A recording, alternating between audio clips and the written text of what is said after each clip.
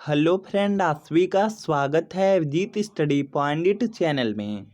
आज के इस वीडियो में यूपी बीएड एंट्रेंस एग्जाम 2025 के लिए हिंदी का प्रैक्टिस सेट करने वाले हैं।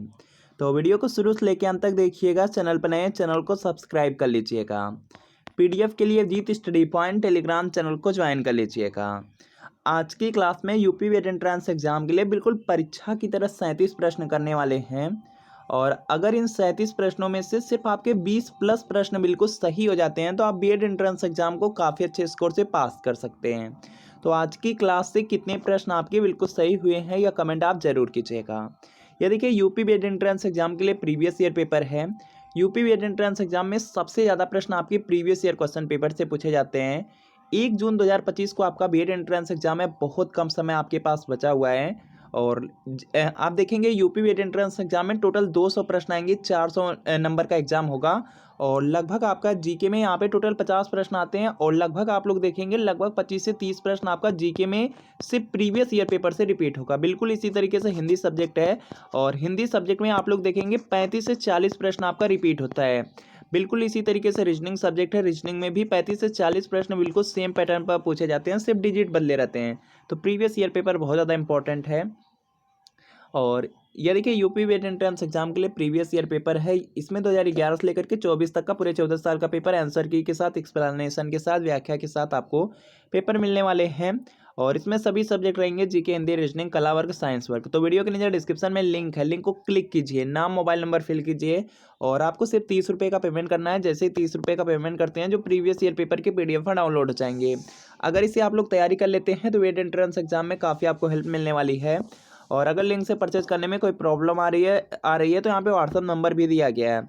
इस व्हाट्सअप नंबर पर आपको लिखना है UP BEd entrance previous year paper.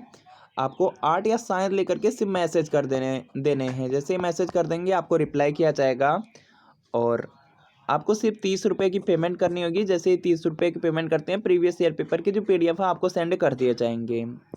तो इस नंबर पर व्हाट्सएप पे मैसेज जरूर कर लीजिए। चलिए क्लास को कंटिन्यू करते हैं। और आज की क्लास का देखिए, आपका सबसे पहला प्रश्न है। यहाँ पे देखिए दिया गया नीर और नीड़ शब्द युग्म का अर्थ है। तो इसका देखिए आपको यहाँ पे सही जवाब बताना है।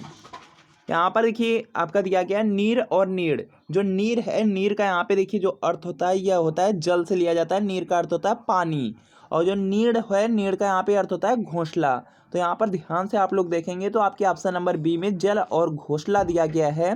तो यहाँ पर आपका ऑप्शन नंबर जो बी है, बी बिल्कुल यहाँ पे राइट आंसर हो जाएगा। इसके बाद देखिए अगला प्रश्न आपका यहाँ पे दिया गया है। यहाँ पर आपका अगला प्रश्न है कि निम्नलिखित में से शुद्ध वाक्य वाले विकल्प का चयन कीजिए। तो इसका देखिए आपको यहाँ पे सही जवाब बताना है। यहाँ पर देखेंगे 4 वाक्य दिया गया है। 4 वाक्य आप ध्यान से पढ़ेंगे, उसके बाद आपको आंसर करना है कि शुद्ध वाक्य वाला कौन सा विकल्प है। देखेंगे यहाँ पे दिया गया है, मैं रविवार के दिन घूमने जाता हूँ। उसके बाद है कि आपका कमीज फट गया है। और इसके बाद है कि राजस्थान के लोग मेहनती हैं, उसकी भाषा देवनागरी है। तो ध्यान से देखेंगे तो यहाँ पे सी वाला आपका राइट दिया गया है। तो यहाँ पे सी वाला शुद्ध वाक्य हो जाएगा। इसके बाद देखिए यहाँ पे नेक्स्ट है आपका, यहाँ पे जिन शब्दों के अंत में इका प्रत्यय लगा होता है वे सदा होते हैं। तो इसका देखिए आपको यहाँ पे सही जवाब बताना है। तो जिनके भी अंत में इका लगा होता है, जैसे यहाँ पे गायिका शब्द है, तो इसमें देखिए क्या होता है, हमेशा स्त्रीलिंग होगा। तो यहाँ पे क्या हो जाएगा आपका ऑप्शन नंबर डी बिल्कुल नित्य स्त्रीलिंग। इसके बाद देखिए अगला प्रश्न है कि आजकल भारत की जनता अभी अधिकाधिक शिक्षित हो गई है, रेखांकित पद का वचन है। जो देखिए जनता शब्द है, ध्यान से आप लोग देखेंगे, जो जनता शब्द है यह हमेशा एक वचन में ही प्रयोग होता है। तो यहाँ पर आपका ऑप्शन नंबर ए वाला बिल्कुल राइट आंसर हो जाएगा। अगला प्रश्न आपका यहाँ पर दिया गया है, नलबल जल ऊंचो चढ़े अंत नीच को नीच वाक्यांश में कौन सा कारक है। तो इसका देखिए आपको यहाँ पे सही जवाब बताना है। और यहाँ पर देखिए हो जाएगा संबंध हो जाएगा। ऑप्शन नंबर सी में है तो सी आपका राइट आंसर हो जाएगा। देखिए जो काकी को शब्द होते हैं, इसमें देखिए क्या होता है, संबंध कारक होता है। इसके अलावा बहुत सारे प्रश्न हैं जो आपके एग्जाम में पूछे जाते हैं। जैसे यहाँ पे कर्ता कारक होता है, यहाँ पे कर्ता कारक, इसमें ने आपका होता है। इसके बाद देखिए कर्म में को का प्रयोग होता है। और इसके बाद देखिए करण है, करण में से का प्रयोग होता है, याद रखना है, बहुत ज़्यादा इंपॉर्टेंट है। और जो से का प्रयोग होता है के द्वारा के लिए लिया जाता है। इसके बाद देखिए संप्रदान है, संप्रदान में के लिए शब्द का प्रयोग होता है, यह आपको याद रखना बहुत ज़्यादा इंपॉर्टेंट है। इसके बाद देखिए अपादान में भी आपका से का ही प्रयोग होता है, लेकिन यहाँ पे जो से का प्रयोग होगा वह अलग होने के लिए होता है। तो इन सभी पॉइंट को आपको याद रखने हैं। इसके बाद देखिए आपका यहाँ पे अधिकरण है, अधिकरण में पर होता है संबंध है, संबंध कारक में आपका होता है काकी के, होता है क्या, आपको पॉइंट याद रखने हैं। अगला प्रश्न आपके सामने है कि किस वाक्य में सकर्मक क्रिया नहीं है। तो इसका देखिए आपको यहाँ पे सही जवाब बताना है। चार वाक्य ध्यान से पढ़ेंगे, उसके बाद आंसर करना है। और यहाँ पर देखेंगे सकर्मक क्रिया नहीं है, तो यहाँ पे अकर्मक क्रिया वाला पूछा गया है। तो मजदूर पेड़ के नीचे बहुत देर से बैठा है, तो यहाँ पे पहले वाले में ही अकर्मक हो जाएगा, तो यहाँ पे फर्स्ट वाला आपका राइट आंसर है, ऑप्शन ए। प्रकंपित ध्वनि है, तो इसका देखिए आपको यहाँ पे सही जवाब बताना है। जो देखिए प्रकंपित ध्वनि है इसमें वर्ड आता है, तो यहाँ पे बी वाला राइट आंसर है। बहुत सारे प्रश्न जो आपके एग्जाम में पूछे जाते हैं, जैसे डायरेक्ट प्रश्न पूछा जाता है अंतस्थ व्यंजन, तो य र ल व यह क्या है आपके यहाँ पे अंतस्थ व्यंजन है। इसके बाद देखिए यहाँ पे आपसे पूछा जाता है उसमें या संघर्षी व्यंजन पूछा जाता है, तो स ख स ह हो जाएंगे, यह आपको याद रखना है। इसके बाद देखिए यहाँ पे प्रश्न पूछा जाता है संयुक्त व्यंजन, तो छ त्र ज्ञ औस्र। इसके बाद देखिए बीएड में जो पूछा गया अयोगवा वर्ड पूछा गया है, अंग और अ हो जाएंगे, यह आपके अयोगवा है, यह भी पॉइंट आपको याद रखना है, बहुत ज़्यादा इंपॉर्टेंट है। चलिए यहाँ पे नेक्स्ट प्रश्न है कि दोहा के असंगत चरणों में कितनी मात्राएं होती हैं। तो इसका देखिए आपको यहाँ पे सही जवाब बताना है। तो यहाँ पे जो दोहा होता है, दोहा में असंगत जो चरण होते हैं उनमें यहाँ पे असंगत का यहाँ पे जो चरण है इसमें देखेंगे 13 मात्राएं होती हैं। असंगत का मतलब है कि पहला और जो तीसरा चरण है, पहले और तीसरे चरण में 13 मात्राएं होती हैं। जो दूसरा और चौथा चरण है इसमें देखिए आपका होता है 11 मात्राएं। यहाँ पे दोहा का दिया गया है, यह पॉइंट आपको याद रखना बहुत ज़्यादा इंपॉर्टेंट है। इसके बाद एक यहाँ पे चौपाई होती है, चौपाई में 4 चरण होते हैं और प्रत्येक चरण में 16 मात्राएं होती हैं, यह पॉइंट याद रखना है। और दोहा देखेंगे सोरठा का उल्टा होता है, यह भी पॉइंट याद रखना इंपॉर्टेंट है। और सोरठा में देखेंगे तो जो पहला और तीसरा चरण है इसमें देखेंगे 11 मात्रा। जो दूसरा और चौथा चरण है इसमें अगर आप लोग देखेंगे तो इसमें हो जाएगा 13 मात्राएं हैं। तो इन सब पॉइंट को आपको याद रखना है, बहुत ज़्यादा इंपॉर्टेंट पॉइंट हैं। इसके बाद देखते हैं यहाँ पे नेक्स्ट प्रश्न आपका दिया गया है हिंदी भक्ति साहित्य में अष्टछाप क्या है। तो इसका देखिए आपको यहाँ पे सही जवाब बताना है।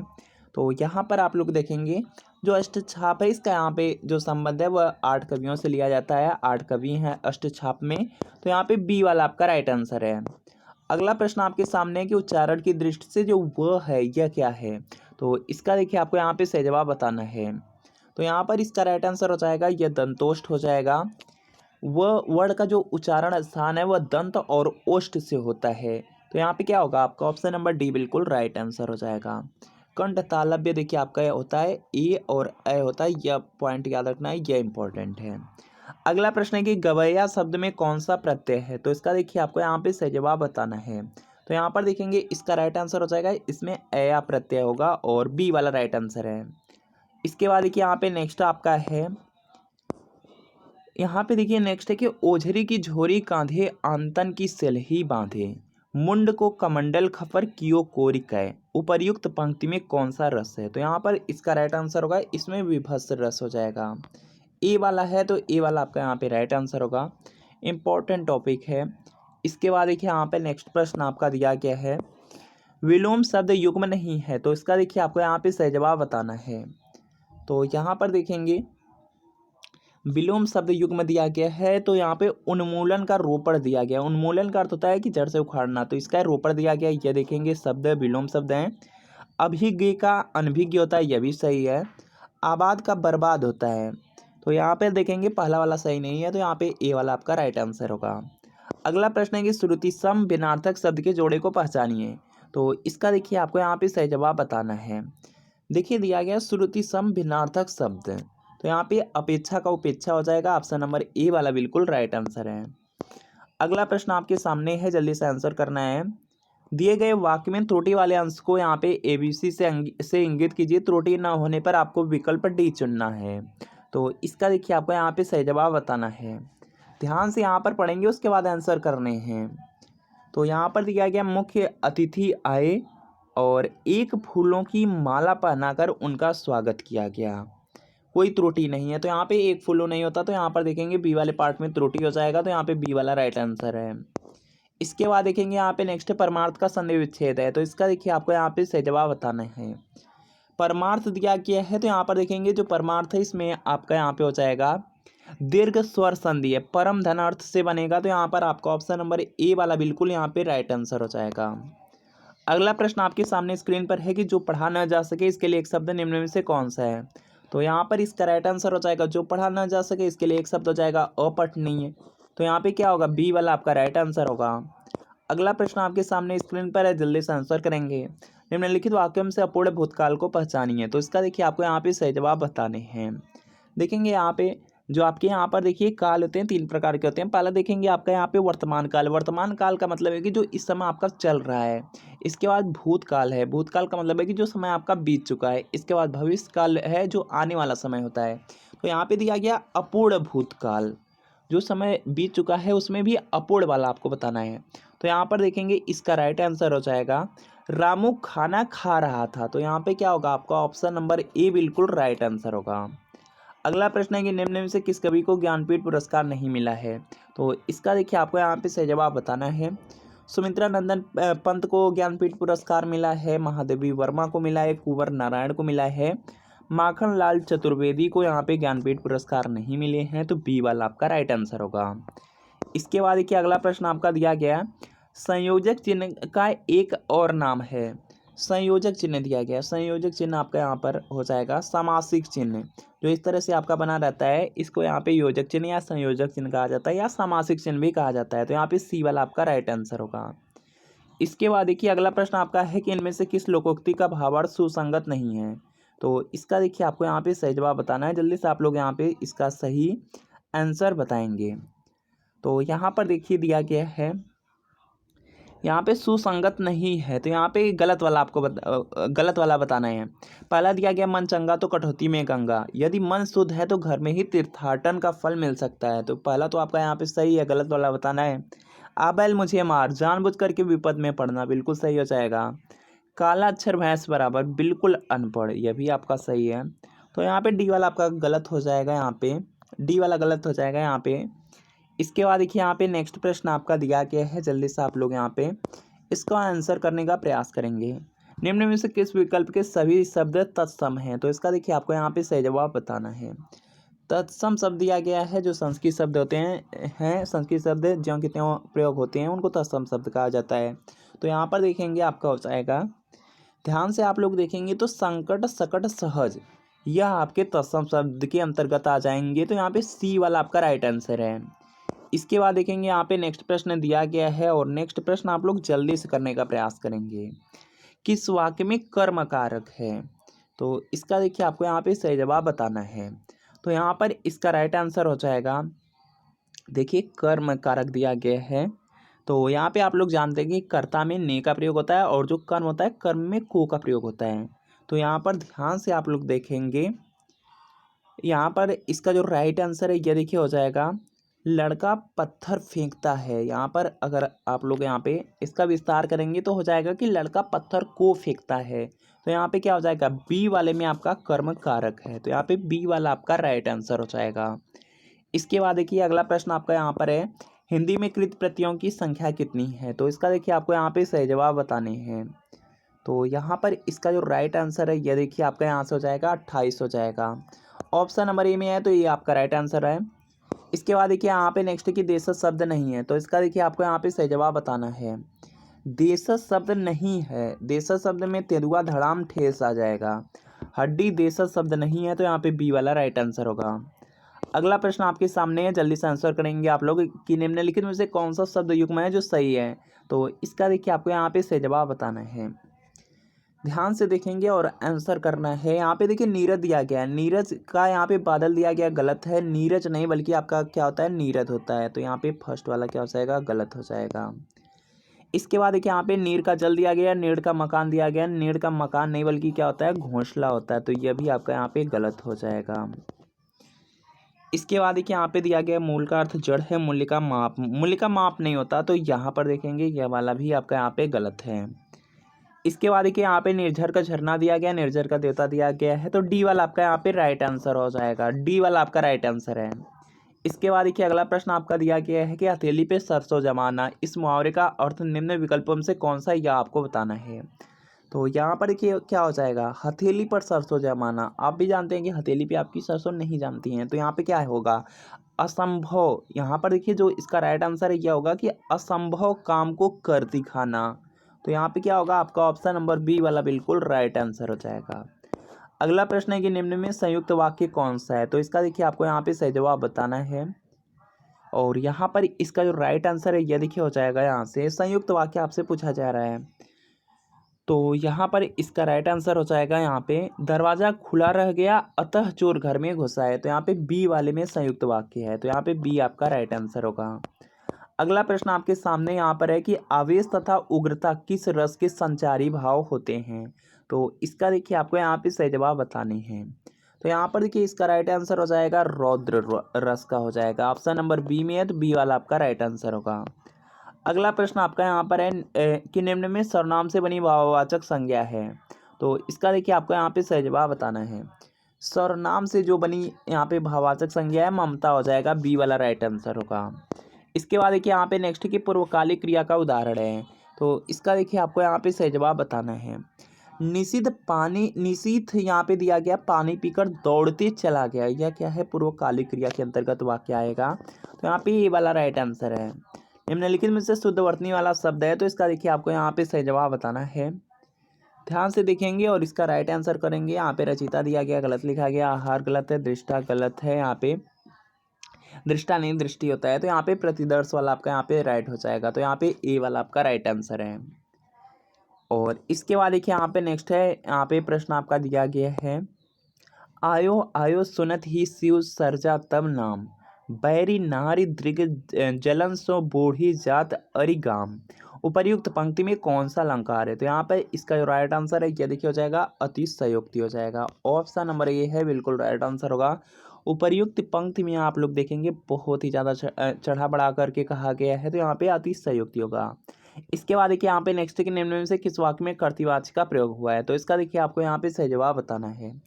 ध्यान से देखेंगे, कर्तृवाच्य दिया गया, कर्तृवाच्य जिसमें भी यहाँ पे कर्ता के अनुसार क्रिया लगी होगी वह कर्तृवाच्य होगा, तो यहाँ पर ध्यान से आप लोग देखेंगे तो मोहन पुस्तक पढ़ रहा है, तो यहाँ पे क्या है, कर्ता के अनुसार क्रिया लग रही है, इसमें कर्ता कौन है, मोहन है, मोहन के अनुसार क्रिया लगी है, तो यहाँ पे क्या हो जाएगा, कर्तृवाच्य, तो डी वाला राइट आंसर होगा।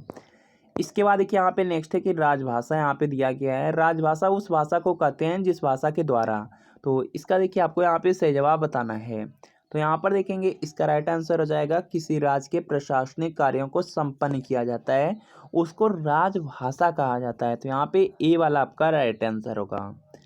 अगला प्रश्न आपका है यहाँ पे कि बोली किसकी इकाई है, तो इसका देखिए आपको यहाँ पे सही जवाब बताना है। भाषा की जो छोटी इकाई है उसको बोली कहा जाता है, तो यहाँ पे ए वाला आपका राइट आंसर होगा। अगला प्रश्न है कि मुक्तक का दूसरा प्रसिद्ध नाम है, तो इसका देखिए सही जवाब बताना है। जो मुक्तक का दूसरा प्रसिद्ध नाम है वह कवित्त है, तो यहाँ पे ए वाला आपका राइट आंसर होगा। तो फ्रेंड आपको बताना है कि इन 37 प्रश्नों में कितने प्रश्न आपके बिल्कुल सही हुए हैं, या कमेंट आप लोग जरूर कीजिएगा। वीडियो अच्छा लगा वीडियो को लाइक कर दीजिए, चैनल पर नए चैनल को सब्सक्राइब कर लीजिएगा। अगर आप लोग यूपी बीएड एंट्रेंस एग्जाम की तैयारी कर रहे हैं, सरकारी कॉलेज से बीएड करना है या अपने ज़िले के कॉलेज से बीएड करना है, तो आप लोग जो यूपी बीएड एंट्रेंस एग्जाम का पेपर है कम से कम 14 साल के प्रीवियस ईयर पेपर को अच्छी तरीके से आप लोग ज़रूर पढ़ लीजिए।